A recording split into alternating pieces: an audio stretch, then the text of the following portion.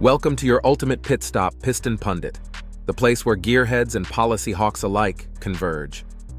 On May 30th, 2025, President Donald Trump dropped a tariff bombshell, doubling the existing 25% levy on imported steel and aluminum to a steep 50%. This move, effective June 4th, 2025, was framed as a bid to safeguard American industry from foreign rivals. But it instantly sent shockwaves across the North American economic landscape, with Canada, America's trusted metal supplier and automotive ally, thrust into the eye of this trade hurricane. Prime Minister Mark Carney's swift response signals a robust defense of Canada's industrial backbone and global trade standing. Buckle up. Here are the high-octane developments fueling this escalating standoff.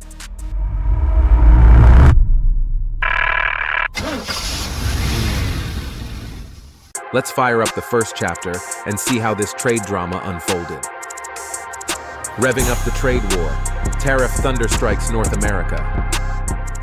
President Trump's decision to jack up tariffs to 50% was pitched as a national security measure, aiming to fortify American manufacturers and breathe new life into domestic steel and aluminum plants. But this maneuver instantly rattled the finely tuned North American supply chains, especially Canada's, a country that pumps out around 15 billion Canadian dollars in steel annually and supports over 100,000 workers in this sector alone.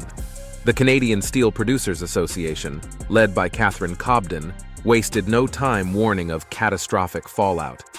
Canada's aluminum sector, equally vital and with 94% of its output headed stateside, faces a similar body blow.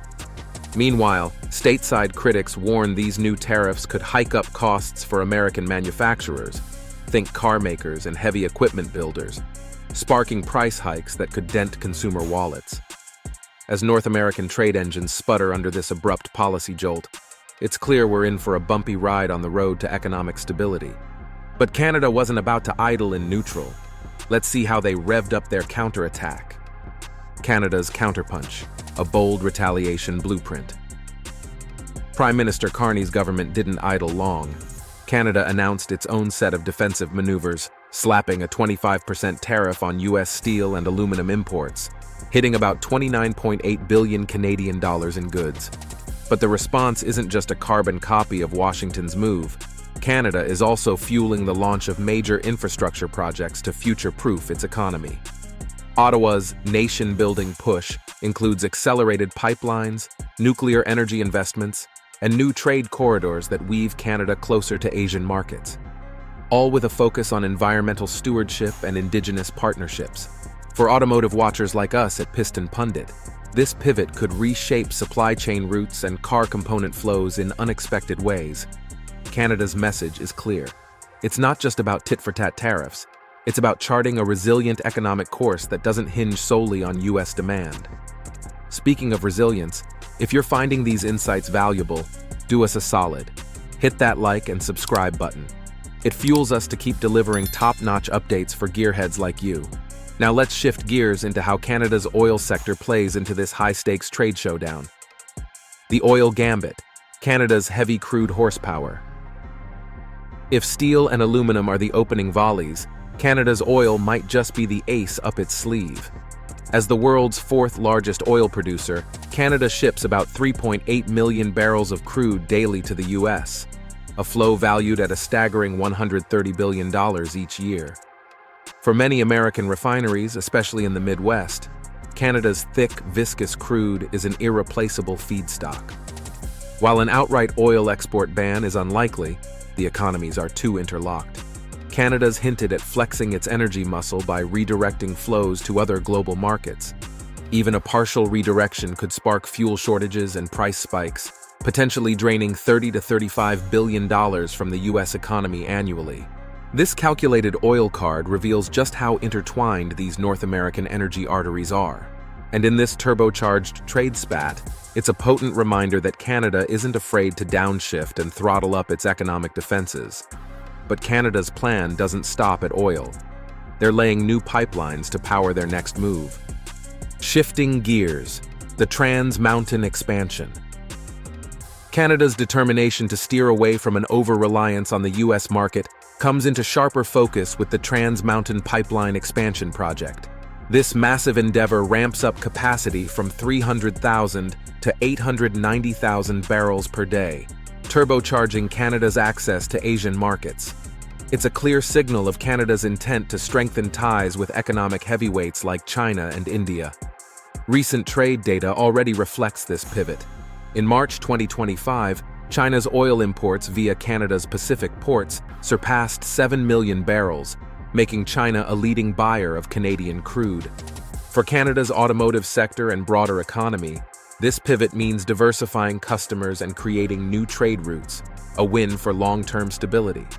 At Piston Pundit, we see this pipeline expansion as more than just a flow of crude.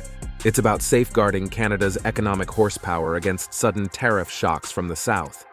By building out robust infrastructure, Canada can ensure that even if trade turbulence hits the North American supply chain, its energy sector has new lanes to cruise. So what's the bottom line? Let's crunch the numbers and weigh the economic impact of this high-octane standoff. The financial impact, counting the costs. As these tariffs throttle cross-border trade, the economic fallout can't be ignored. Canadian manufacturers, from auto parts suppliers to steel fabricators, are bracing for impact as U.S. access becomes more constrained.